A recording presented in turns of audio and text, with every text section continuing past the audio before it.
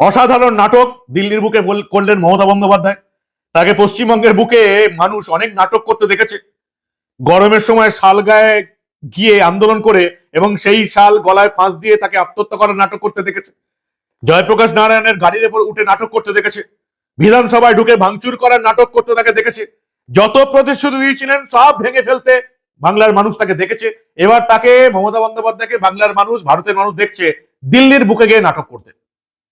আর এতটাই নির্লজ্জ নোংরামির নাটক, গোটা দেশ হাসছে, দিল্লির সাংবাদিকরা হাসছে, বাংলার শিক্ষিত মানুষ একেবারে তাদের মান সম্মান ইজ্জত কিচ্ছু রইল না, কিচ্ছু রইল না। কিন্তু এসআইআরও হবে। আর 3 তারিখ ইডির মামলার মমতা বন্দ্যোপাধ্যায়ের শুনানি।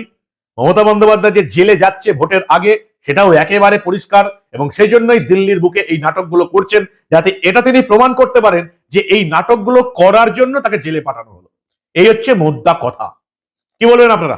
কেমন লাগছে মমতা বন্দ্যোপাধ্যায়ের নাটক, অভিষেক বন্দ্যোপাধ্যায়ের নাটক দিল্লির বুকে? মান সম্মান কিছু থাকলো না। এত কিছু দেখার পরেও এই তৃণমূলকে যারা ভোট দেবে তাদের গায়ে মানুষের চামড়া আছে বলে আমি অন্তত বিশ্বাস করি না। এই সমস্ত নোংরামি, চুরি, চিটিংবাজি, তোষণবাজের ফল তাদের প্রত্যেককে এই জন্মেই শোধ করে যেতে হবে কর্মফল হিসাবে, যারা 26-এর বিধানসভা নির্বাচনে তৃণমূলকে ভোট দেবে।